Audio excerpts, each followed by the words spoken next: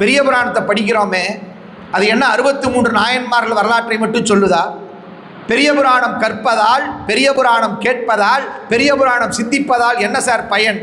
பதிவு பண்ணுகின்றார். எடுக்கும் மாக்கதை இன்தமிழ் செய்யுளாய், நடக்கும் மேன்மை நமக்கு அருள் செய்திட, தடக்கை ஐந்துடை தாழ் செவி நின்முடி கடக்களிற்றை கருத்துள் இருத்துவாங்கிறார்.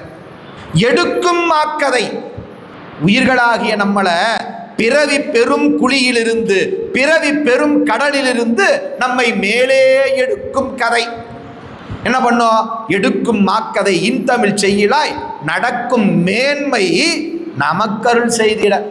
ஏண்டா பிறவி பெருங்குழியிலேயே போய் விழுந்துட்டு இருக்கிற?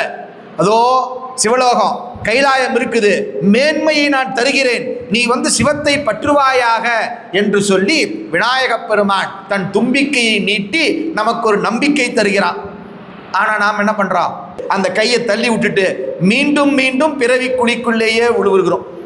ஒழுங்கா பெரிய புராணத்தை காதலாகி கசிந்து கண்ணீர் மல்க சிந்திப்போமேயானால் நாமும் பிறவி பெருங்குழியிலே இருந்து மேம்பட்டு விடலாம். அங்கிருந்து விடுபட்டு இறைவனுடைய திருவடியை பற்றி விடலாம் என்ற உண்மையை சேக்கிழார் பெருமான் முன்னாடியே பதிவு செஞ்சு காட்டினார்.